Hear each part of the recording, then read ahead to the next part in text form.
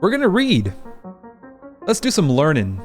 So I said I'd like to learn more about natural law, and I had some criticisms of it already within that segment, or within that review of the video, saying that it really can't be objective, and that it really sounds like might makes right in terms of natural law. And I said I'd like to learn more about it.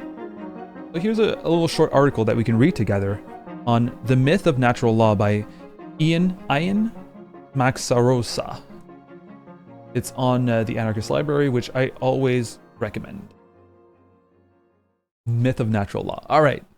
Natural law and the related natural rights play an important part in libertarian capitalist ideology. They are not alone in claiming that their particular ideology meets the law of nature. Hitler, for one, also did. So do numerous other demagogues, religious fanatics, and political philosophers.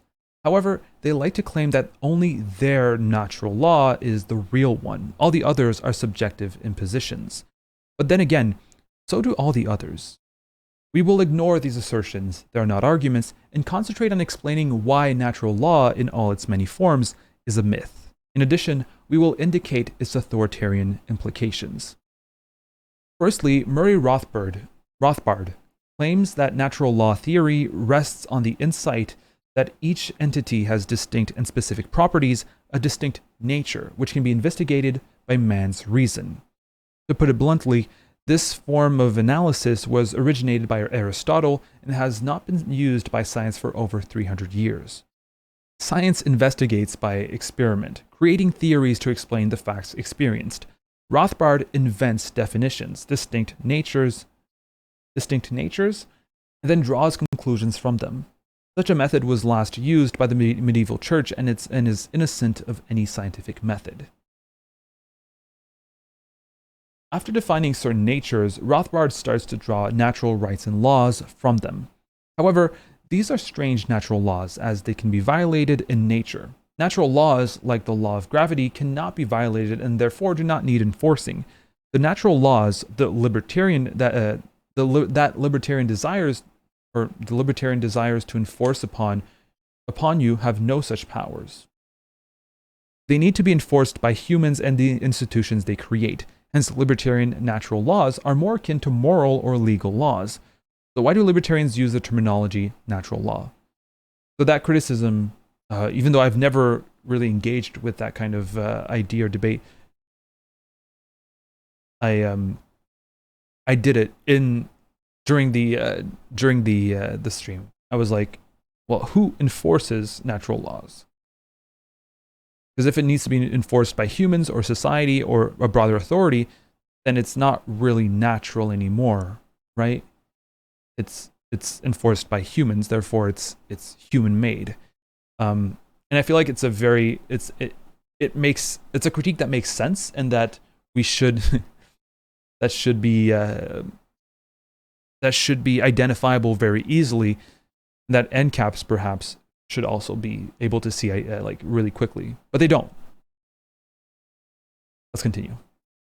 Simply, it gives them the means by which to elevate their opinions, dogma, and prejudices to some metaphysical level where nobody will dare to criticize it or even think about it. It smacks of religion, where natural law has replaced God's law. In the latter case, it gives the priest power over the believers. In the later, the ideologist over the people he or she wants to rule. How can you be against a natural law? It's impossible. How can you argue against gravity? If private property, for example, is elevated to such a level, who dare argue against it? Ayn Rand listed having landlords and employers with the laws of nature. They are not similar. The first two are social relationships which have to be enforced by the state. The laws of nature, like gravity needing food, etc., are facts which do not need to be enforced. The use of natural law is an attempt to stop thinking, to restrict analysis, to force certain aspects of society off to the political agenda by giving them a divine, everlasting quality. Of course, in order to support natural law, the cultists must ignore reality. Ayn Rand claims that the source of man's rights is the law of identity. A is A, and man is man. But Rand, like Rothbard, defines man as an entity of a specific kind, a irrational being. Therefore, she cannot account for irrational human behavior, such as those which violate natural laws, which are also products of our nature.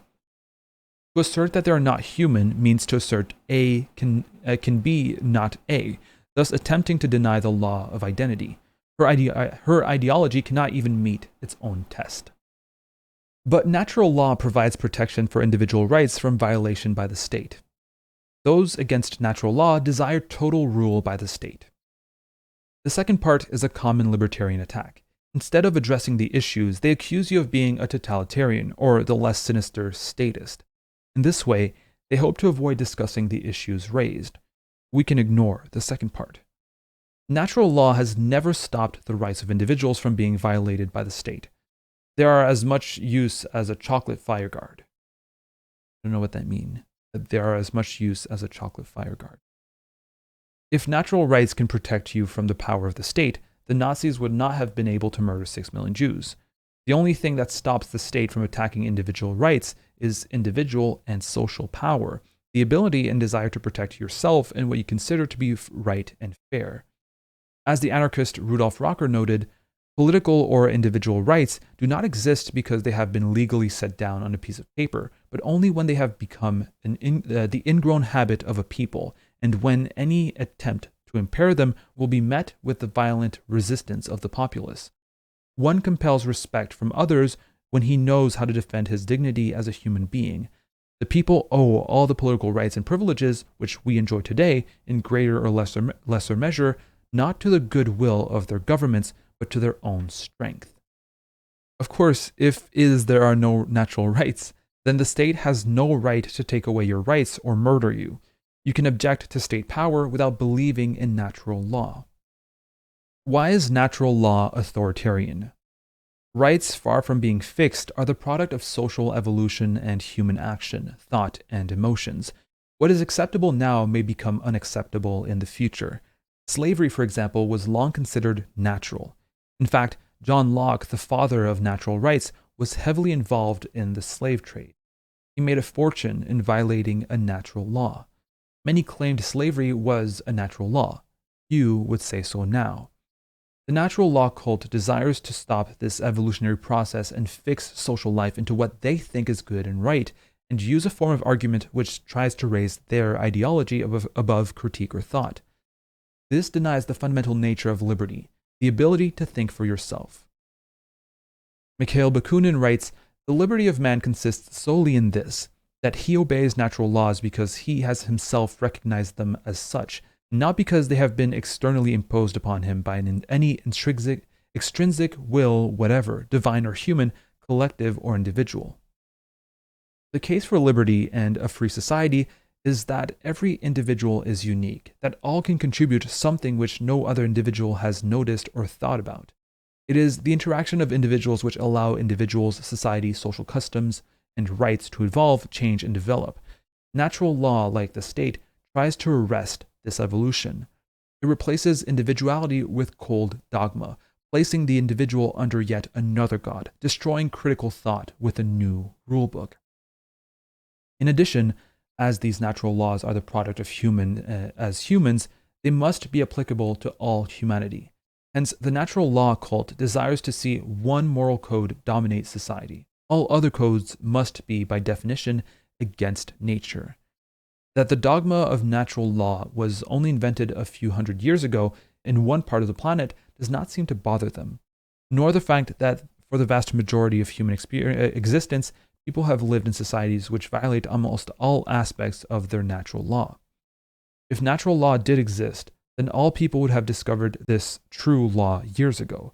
As it is, the debate is still going on, with, for example, fascists and libertarians each claiming the laws of nature and sociobiology as their own. As we saw, fascists and libertarians can sometimes be quite interlinked. But natural law was discovered, not invented. This truly shows the religious nature of the natural law cult.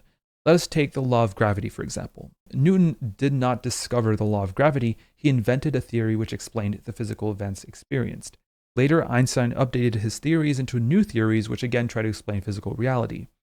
Unlike natural law, scientific laws are seen to be the products of human thought and can be updated and changed as our knowledge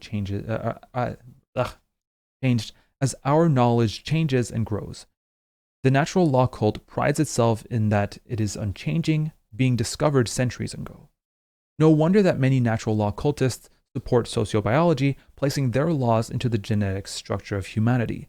As Murray Bookchin notes, sociobiology is suffocatingly rigid. It not only impedes action with the autocracy of a genic tyrant, but it closes the door to any action that is not biochemically defined by its own configuration. When freedom is nothing more than the recognition of necessity, we discover the gene's tyranny over the greater totality of life. When knowledge becomes dogma, and few movements are more dogmatic than sociobiology, freedom is ultimately denied. Natural law, far from being the supporter of individual freedom, is one of its greatest enemies. By placing individual rights with man's nature, it creates an unchanging set of dogmas. Do we really know enough about humanity to dictate natural and universal laws applicable forever? Is this not a denial of critical thinking and so individual freedom? That was good. Was it not? I think I might, like, the only thing that I wasn't sure about is that the fact that moral codes can change from society to society. I agree with the fact that moral codes do change from society to society. But personally, I still believe, like, in being a utilitarian, I do believe that it is possible, not humanly possible, but in theory possible to determine, like, the like an objective morality. But the conclusion saying, you know, it's something that we need to it needs to be flexible. We need to discuss about it. It's part of our individual freedom to try to attain, this kind of laws that are not natural. There's liberty in determining moral laws as a collective, as individuals, instead of, it being just nature. Always fun to read and learn together. I think, my criticism of natural law are remain the same. I don't think this helped that much, honestly, but it did help it to show that it can be authoritarian, and the fact that it's very inflexible, and inflexible moral laws or moral codes can be damaging because they can't be doubted, they can't be discussed, right? Yes, it might be possible to objectively determine what's good or what's bad, in the theoretical sense, but in the human sense, it will always be up to debate, I believe. And it's always better even if it was objective, right?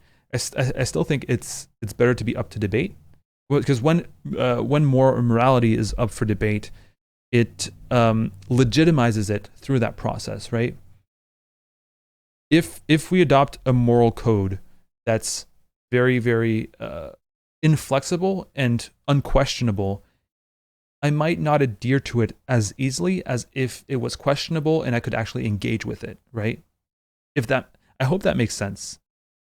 Because to me, it makes a lot of sense.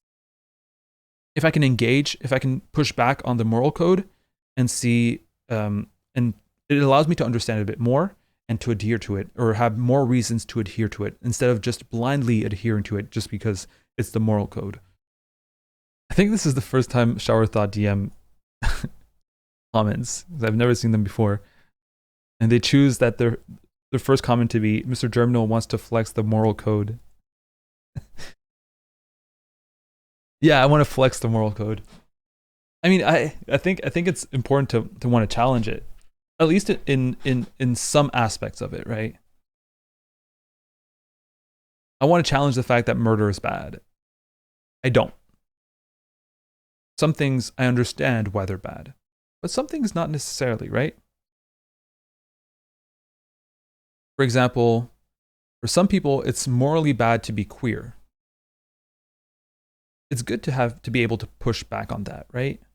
Maybe it is morally bad to be queer, but when you push back on it, The reasons as to why it's bad to be it's morally bad to be queer, it's bad to be morally queer. I'm morally queer. But the reason when you're able to push back on why is it morally bad to be queer, then you get the answers, and that's when you're able to actually see if it's morally bad or not. And the answers that you get are fucking trash. And that's when you're able to say, all right, well, we're changing what's moral now. That's what's been happening. Yeah, people in chat are morally queer.